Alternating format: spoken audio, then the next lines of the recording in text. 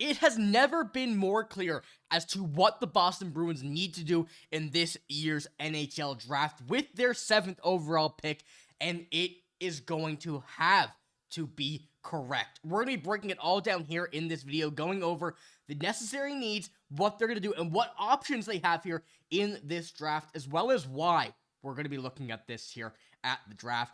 We're going to be breaking it all down here in this video, like I mentioned, but before we get into it, be sure to hit the sub button if you haven't already. We notice that just over 75% of you guys watching right now are not subscribed to the channel. If you're looking for a spot for all of your Boston Bruins news, you're in the right spot. Hit the sub button, join me here on the channel. We're covering everything Boston Bruins as we head towards free agency and the NHL draft with a hopeful Boston Bruins team that are going to be looking to make a major splash with their rebuild. So let's get right into it. And I think it's been pretty evident the Boston Bruins need to fill out the center gaps that they have on the team in this year's draft, with the possibilities of players coming from major boom or bust potential NHL players to some that are superstar bound.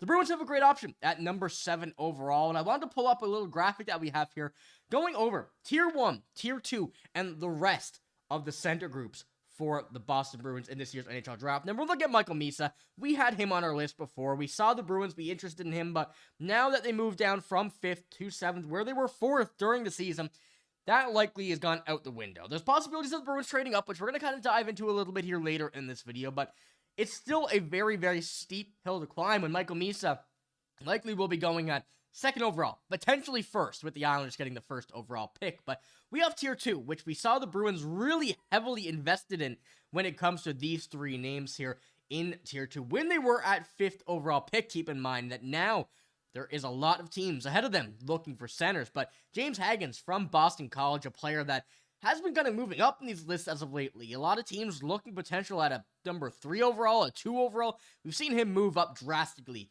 in the last little while, and he's a bit of a question mark there with the Bruins once again not being able to go out and reach him. But Anton Frundell, a player who's compared to Alexander Barkov, a great centerman, and one that the Boston Bruins are going to try and mimic to get and replace a Patrice Bergeron a few years after he's retired. And that's one thing that the Bruins have really come out and said, that they're looking for a center that can do everything. They've been trying to look for one that can do defense, can play offense, good in the faceoffs, can play power play, can do the penalty kill, someone who's an all-around unit. And Anton Frundell, I fully believe, is the most ready to be that player in this draft. When it comes to the center position, there are, of course, some other very sneaky players, but right now, we have to kind of take a look at this. Now, Caleb Denoyer is kind of where we're floating the territory now of being a center that the Bruins are able to get at their current position. And as I mentioned, a possible trade-up could happen. We could see an Anton Frundell, depending on how heavy the Bruins are on him, because we know that Don Sweeney and Cam Neely have verbalized that they are going to be looking very intensively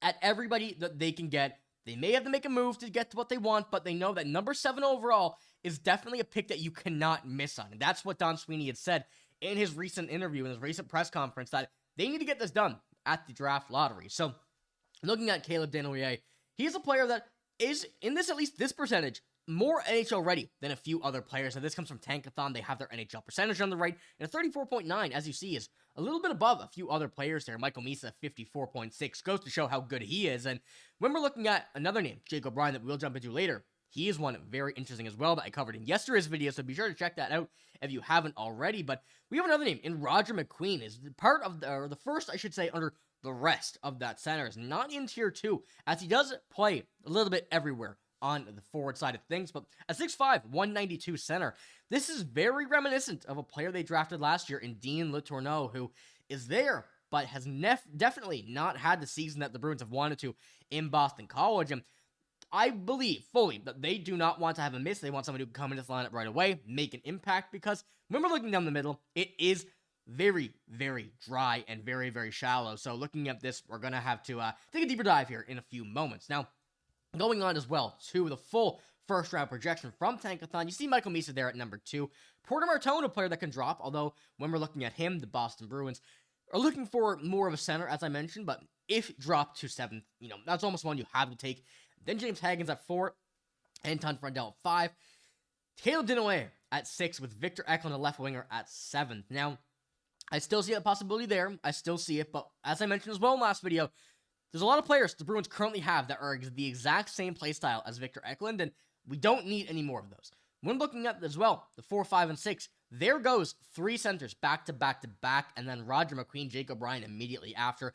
This is a very center-heavy draft. However, all of them, or the majority of the best, are being taken right away, which is something that the Bruins really got the short end of the stick on with this draft lottery moving down from 5th to 7th, but this is where the trade comes in. If you see a team, maybe the Predators, maybe the Flyers, that you know are not going to take a centerman, you move up with them.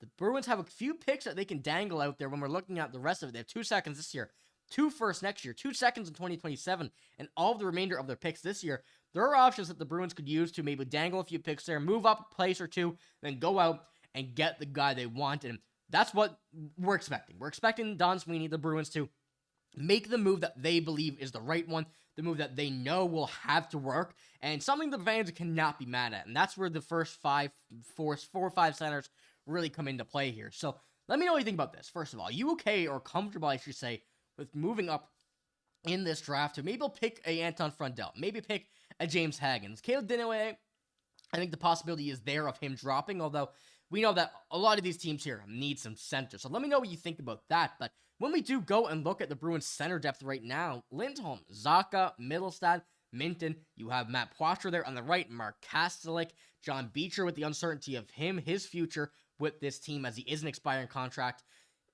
It's a lot of uncertainty regarding the depth. We saw Lindholm really heat up at the end of last season, not at all throughout the season. We need that next year.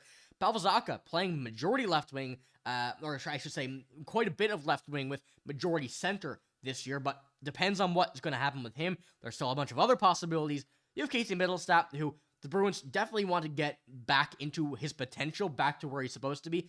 Fraser Minton, definitely going to crack the lineup this year, whether he plays wing or center, still uncertain. And Matt Poitras, the uncertainty of him staying healthy is another big cause for the Bruins trying to get a young centerman. And that's when this draft comes into play. So we're looking at the remainder of, I should say, the AHL players. You have so many there. Georgi Merkulov, John Farinacci, Riley Duran, Brett Harrison, Jackson Nelson, Trevor Kunter, Dan Sock-Mellis, so many other centers, but none of these have that possibility or potential, at least, of being that number 1 center. The Bruins have really not done a good job developing a lot of these players.